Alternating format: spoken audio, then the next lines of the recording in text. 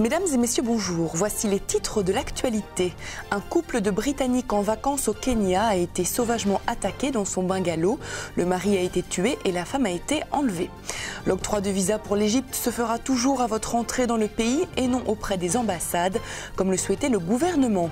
Un hôtelier de Thonon réclame 15 000 € à un de ses clients qui n'a pas respecté sa réservation. Et la Corée du Nord lance des croisières et le voyage s'annonce très spartiate. Madame, monsieur, bonjour, bienvenue dans l'édition de votre journal. Un couple de Britanniques a été sauvagement attaqué durant son séjour au Kenya ce week-end. Alors que le couple sillonnait le pays, ils sont arrivés dans un club au Kiwayu Safari Village samedi dans la journée, après avoir visité le parc national du Mara dans le sud du pays. Dans la nuit de samedi à dimanche, des agresseurs sont entrés dans leur bungalow. Ils ont tué le mari après que celui-ci ait tenté de leur faire face et sont repartis avec la femme de ce dernier. Lundi, toutes les patrouilles et l'armée kenyane se mobilisaient afin de retrouver l'épouse enlevée. Pour le moment, aucune information concernant l'état de santé de l'épouse n'a été donnée, mais les autorités du pays espèrent la retrouver vivante. Le ministère britannique des Affaires étrangères a déconseillé à ses ressortissants de s'approcher à moins de 50 km de la frontière entre le Kenya et la Somalie. Le club de vacances où se sont déroulés les faits se trouve à 40 km de la frontière somalienne, pourtant dans une zone à fort potentiel touristique.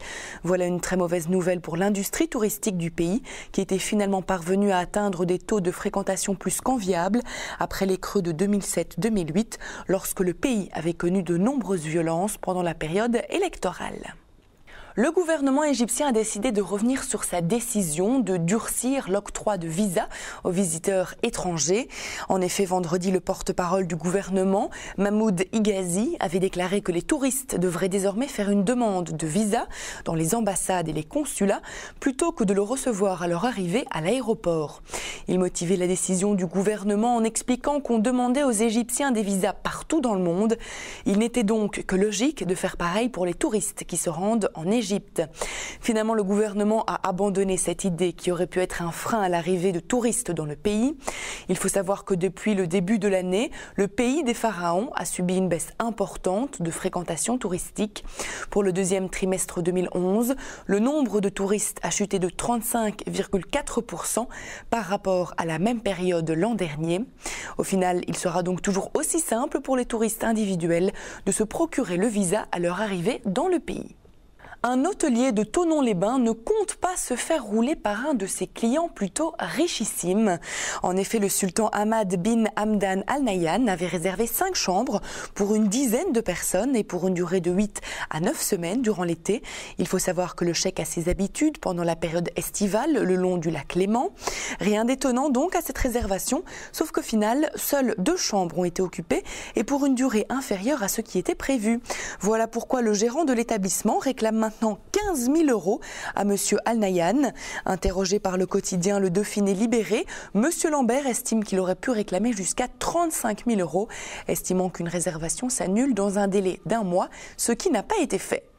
Monsieur Journeau, agent de voyage dans l'Yonne, a récemment été victime d'une escroquerie à la carte bancaire. Cette mésaventure lui a d'ailleurs valu de faire faillite. Afin de prévenir tout un chacun de tous les dangers que peut représenter l'utilisation de la carte bancaire, il vient de lancer une association pour les victimes de ce type d'escroquerie.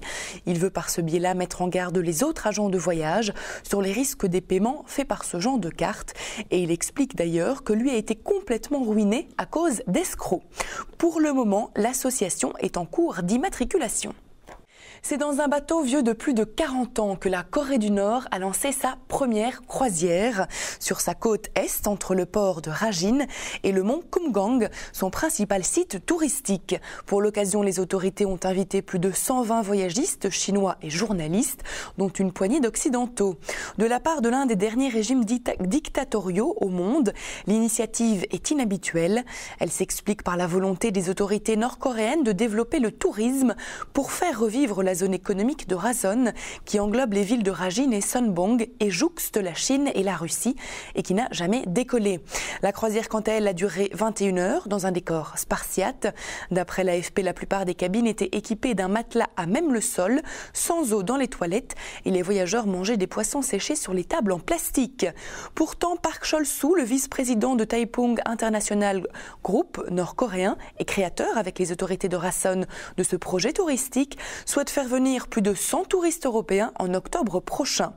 L'année prochaine, on veut faire plus, a-t-il déclaré, et avoir un meilleur bateau qui peut recevoir 1000 passagers.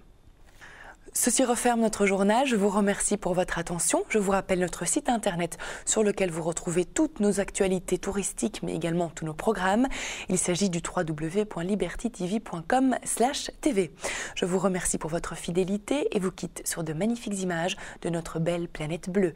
Belle évasion sur Liberty TV.